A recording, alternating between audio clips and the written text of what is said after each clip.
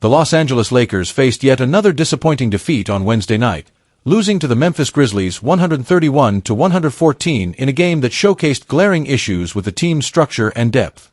The loss not only adds to the Lakers' rough start this season, but it also brings to light questionable management decisions by Rob Pelinka, the team's general manager.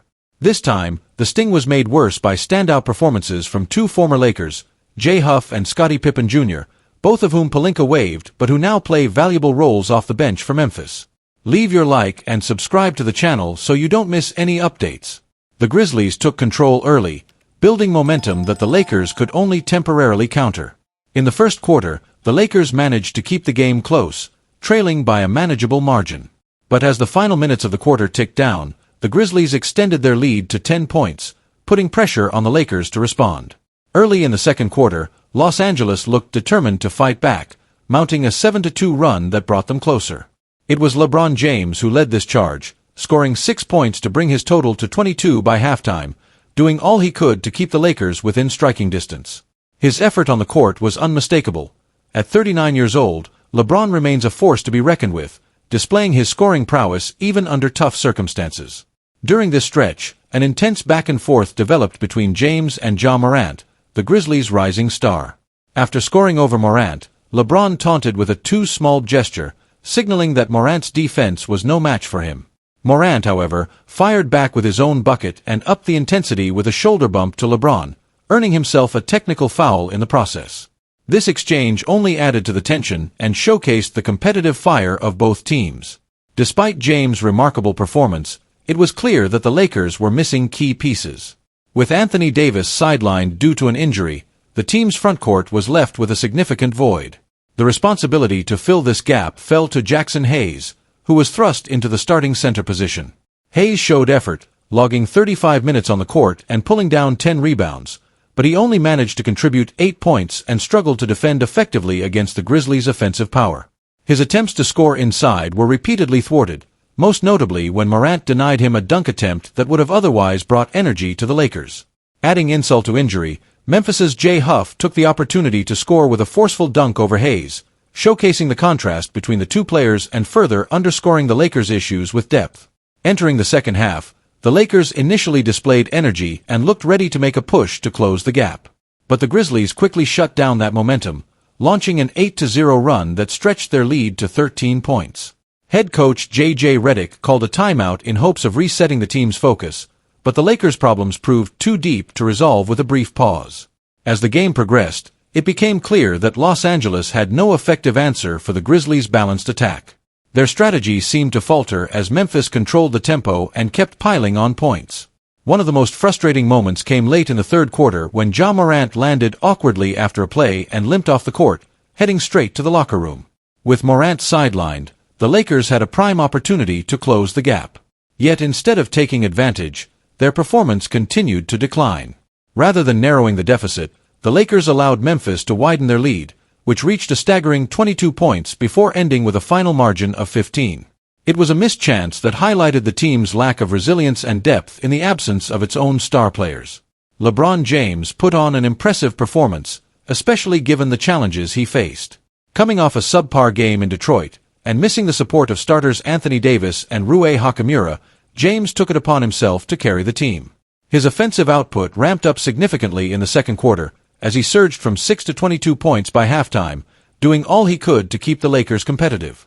James finished with a game-high 39 points, along with 7 rebounds, 6 assists, and a block, while shooting an impressive 62.5% from the field. His contributions extended beyond scoring. He played as a floor general, setting up plays and pushing the pace, trying to spark some much-needed energy in his teammates.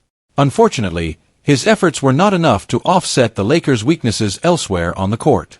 This 15-point loss brings to the surface long-standing criticisms of Rob Pelinka's management approach. In recent seasons, his roster decisions have come under scrutiny, particularly when it comes to the depth and composition of the bench. For this game, the lack of a solid backup for Anthony Davis was glaringly obvious. Jackson Hayes, who shouldered the responsibility of filling in for Davis, played 35 minutes but struggled offensively and defensively, scoring just 8 points and falling victim to the Grizzlies' aggressive frontcourt. Cam Reddish was the only bench player who provided a spark, contributing 15 points and 6 rebounds. Beyond him, however, the Lakers' bench was underwhelming, with the remaining players contributing a mere 18 points, leading to a bench total of just 33. In stark contrast, the Grizzlies' bench, led by former Lakers Jay Huff and Scottie Pippen Jr., contributed 52 points. Huff and Pippen Jr., once on two-way contracts with the Lakers before being waived by Pelinka, made a statement against their former team. The pair combined for 25 points, 9 rebounds, and 8 assists, while the rest of Memphis's bench players added another 27 points. After the game, Pippen Jr. remarked, "They didn't believe in me, so I'm here doing my best," in a post-game interview. His words captured the sentiment that often follows players who are cut and then succeed elsewhere. Huff and Pippen Jr. both have found meaningful roles in Memphis's rotation, and their performances against the Lakers served as a reminder of what Los Angeles lost by letting them go. For the Lakers, the standout was, unsurprisingly, LeBron James with his 39 points, 7 rebounds, and 6 assists. Austin Reeves also contributed with 19 points, 3 rebounds, and 5 assists, while Cam Reddish added 15 points, 6 rebounds, and 2 assists. The Grizzlies had balanced contributions across their lineup. Ja Morant scored 20 points with 4 rebounds and 5 assists before exiting with his injury. Wells, another rising talent for Memphis, matched Morant's total with 20 points, along with 3 rebounds. Jaren Jackson Jr. added another 20 points and 6 rebounds, while Scottie Pippen Jr. impressed off the bench with 14 points, 6 rebounds, and 4 assists. This game serves as a wake-up call for the Lakers. With an aging LeBron and an injury-prone Anthony Davis, the team cannot afford to be lacking in depth. The poor performance of the bench is a clear indicator that changes may be necessary to remain competitive in a loaded Western Conference. Pelinka's management decisions, particularly around player retention and bench depth, are increasingly under scrutiny, and the pressure is mounting to deliver a roster that can support the team's stars.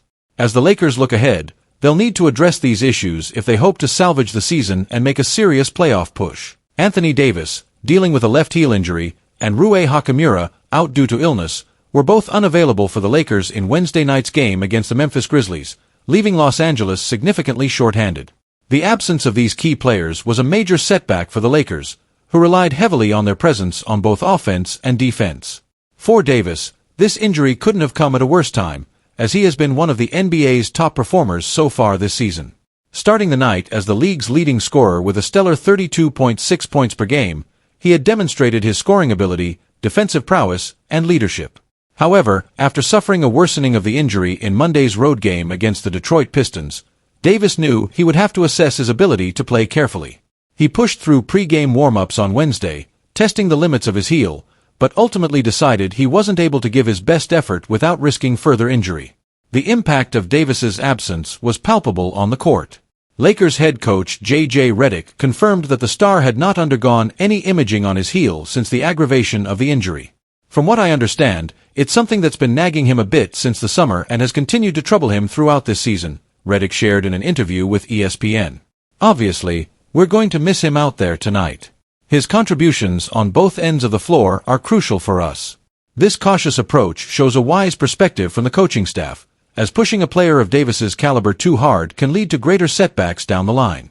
Without Davis, the Lakers had to rely even more heavily on LeBron James, who has also been logging extensive minutes to compensate for injuries across the roster. Davis has not only been a high scorer, but his presence in the paint is unmatched in blocking, rebounding, and creating opportunities for his teammates. Davis's career averages back this up: 24.2 points, 10.6 rebounds, 2.5 assists, 1.3 steals, and 2.3 blocks per game, with his block average ranking as the best among active players.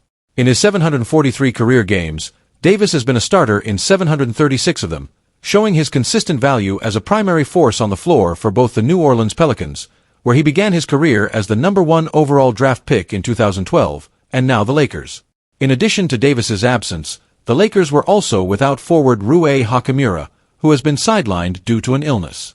The 26-year-old forward has been a reliable starter in the first 7 games of this season, averaging 13.6 points and 6.4 rebounds in 34.1 minutes per game. His ability to contribute both inside and beyond the arc, as well as his solid defensive play, makes him a valuable asset to the Lakers. Hachimura, the 9th overall pick in the 2019 NBA draft by the Washington Wizards, has career averages of 12.8 points and 4.9 rebounds over 285 games, 173 of which he started. His addition to the Lakers in 2023 was seen as a move to bring additional scoring depth and versatility to the roster. Hachimura's absence, while only due to illness, was still felt keenly, as the team had fewer options to help spread the floor and relieve pressure on James. With both Davis and Hachimura out, the Lakers were forced to rely heavily on their role players to fill the void. Coach Redick acknowledged the challenges and reiterated the importance of a long-term approach to player health over the course of an 82-game season. "I think for all of us, it's essential to have a long-term perspective on the health of all our players throughout the season," Redick commented before the game.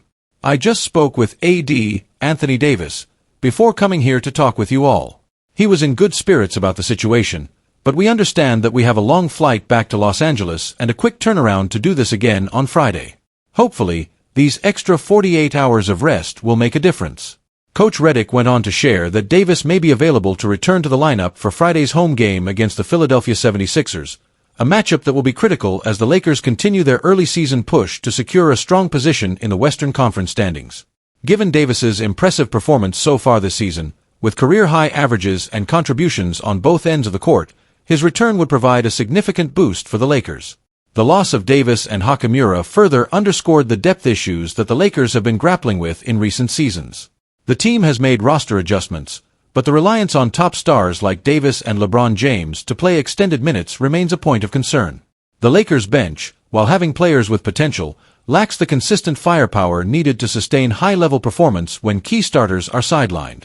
This imbalance often places additional strain on James, who, at 39, is defying age expectations but cannot realistically shoulder the same load game after game as he did in earlier years. Reflecting on Davis's stats this season, it's easy to see why his absence was a significant blow. Averaging a career-high 32.6 points per game, along with 11.6 rebounds, 3 assists, 1.6 steals, and 1.7 blocks in 36.3 minutes per game, Davis has been at the center of the Lakers' game plan. His ability to impact both ends of the floor makes him one of the most valuable players in the league. Similarly, Hachimura's steady presence on the court provides the Lakers with more versatility on both offense and defense. The return of Davis and Hachimura will be critical as the Lakers move into a stretch of challenging matchups, including a home game against the Philadelphia 76ers. Redick and the coaching staff will be monitoring Davis's heel injury closely, ensuring he's in the best possible condition to avoid further complications. As for Hachimura, his recovery from illness is expected to be swift, and the team is optimistic about his return to full strength. The Lakers' ability to stay competitive in the Western Conference will largely depend on their success in keeping key players healthy and finding reliable contributions from their supporting cast. The ongoing challenge is balancing immediate wins with long-term player health. For now, the Lakers remain focused on the bigger picture and are hopeful that a fully healthy roster will enable them to maximize their potential this season. 3 teams have reportedly shown interest in a trade for Jalen Hood-Schifino, hinting that his story with the Lakers could be far from over, even if it's not in the way fans originally imagined. When the Lakers drafted Hood-Schifino with the 17th pick in 2023, the expectation was that he'd add value on the court, potentially even becoming a key contributor for the team. However, as the organization opted not to exercise his third-year option, questions arose about how much value the Lakers might actually get from their investment in him. The decision came as a surprise to many fans, especially since this early selection often signals a belief in a player's potential to help the team in the long run. However, the Lakers' position doesn't necessarily mean that Hood-Schifino's tenure in Los Angeles is completely over, nor does it imply he lacks the talent to succeed at the NBA level. It may simply indicate that the team's current needs and direction don't align with his stage of development. Though he hasn't played enough NBA minutes to showcase his potential, his age, physical tools, and past achievements still make him a fascinating prospect for teams that may have the patience to wait for his skills to mature. This situation leaves the Lakers in a unique position. They could still benefit from Hood-Schifino's trade value if the right offer comes along, allowing them to secure a player better suited to their immediate needs. For those skeptical about his market value given his limited NBA experience, it might come as a surprise that 3 teams have reportedly expressed interest. According to Jake Fisher in a report for Bleacher Report, these teams have included Atlanta, Utah, and Brooklyn, each considering Hood-Schifino in various trade discussions. Fisher highlighted specific scenarios where the young guard's name came up. Atlanta had interest in him during talks around DeJounte Murray last year. Utah has shown an interest in him in relation to discussions around Walker Kessler. And Brooklyn, I've been told, has kept him on their radar. So, keep an eye on Jalen Hood-Schifino as a potential trade chip. For teams focused on building for the future, Hood-Schifino represents an intriguing developmental piece. He hasn't had extensive playing time yet, which can be seen as an advantage. There are no setbacks or shortcomings weighing on his record, simply a lack of opportunity to prove himself. This leaves the door open for him to grow and succeed in a new environment, especially with teams that can afford to invest time in a young player with potential. Hood-Schifino's age, just 21, is certainly in his favor. Comparatively, he is more than 2 years younger than fellow rookie Dalton Knecht, highlighting how much room there is for growth. And the Lakers' initial decision to draft him was based on a solid assessment of his skill set and potential, which many teams still see as valuable.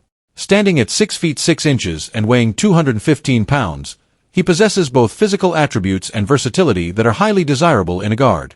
His NBA profile highlighted his strengths in vision, passing ability, and ball control, as well as his potential to defend multiple positions. Hood-Schifino's college career at Indiana was impressive enough to earn him the title of Big Ten Freshman of the Year. During his single season with Indiana, he posted strong stats, averaging 16.3 points, 5 rebounds, and 4.4 assists per 40 minutes, a performance that underscored his potential to become an impactful player at the next level. His college performance indicated that he could contribute on both ends of the floor, showing a well-rounded game that appeals to teams looking for a player who can do more than just score. This potential was further showcased during his time in the G League. Across 15 games, Hood-Schifino averaged 22 points, 5.3 assists, and 4.7 rebounds per game while maintaining a shooting percentage of 47.3% from the field and an impressive 43.2% from beyond the arc. His G League stats suggested that he was adapting well to the professional level, performing efficiently and proving his scoring ability. His success in the G League is one of the key reasons why he remains attractive to teams like Atlanta, Utah, and Brooklyn, who may see in him a player capable of adding value both in the near term and down the road. For a team like the Lakers, which is focused on winning now, Hood-Schifino's developmental stage may simply be misaligned with their current timeline. The Lakers are looking for immediate contributions from their roster to support their top-tier players and maximize the present window for contention. That's why they might prefer trading Hood-Schifino for a more seasoned player who can help them immediately rather than waiting for him to reach his peak. From another perspective, Hood-Schifino's potential as a trade asset is still valuable. His profile as a young player with a solid foundation, combined with his limited exposure in the NBA, leaves open the possibility that he could thrive with the right team. His defensive capabilities and size make him appealing in a league that values versatile defenders who can switch across multiple positions. And his offensive skill set, including his shooting and passing abilities, aligns well with modern NBA playstyles that prioritize spacing, shooting efficiency, and playmaking from the guard position. Looking at his journey from Indiana to the NBA, it's clear that Hood-Schifino has had flashes of brilliance that could translate well if he's given the right role. His achievements in college, combined with his G League performance, suggest a player with the potential to grow into a reliable and versatile NBA guard. Teams like Utah, Brooklyn, and Atlanta, which may have more flexibility and patience for player development, could give him the opportunity to reach that potential without the immediate pressure to deliver high-level results. In the end, while Hood-Schifino's situation might not have unfolded as the Lakers initially planned, the possibility of trading him for a player who can make an impact now could ultimately serve their needs better. This would allow the Lakers to make the most of their current window of opportunity while giving Hood-Schifino a chance to develop elsewhere. The road ahead may still hold value for both the Lakers and Hood-Schifino. He could find success with a team willing to invest time in his growth, and the Lakers could benefit from acquiring a player who can contribute more immediately. Sometimes, a change in environment is all a young player needs to unlock their potential, and in Hood-Schifino's case, a trade might just be the opportunity he needs to showcase his full range of abilities. This scenario underscores how every NBA draft pick, even those who don't immediately succeed, can still offer value in unexpected ways.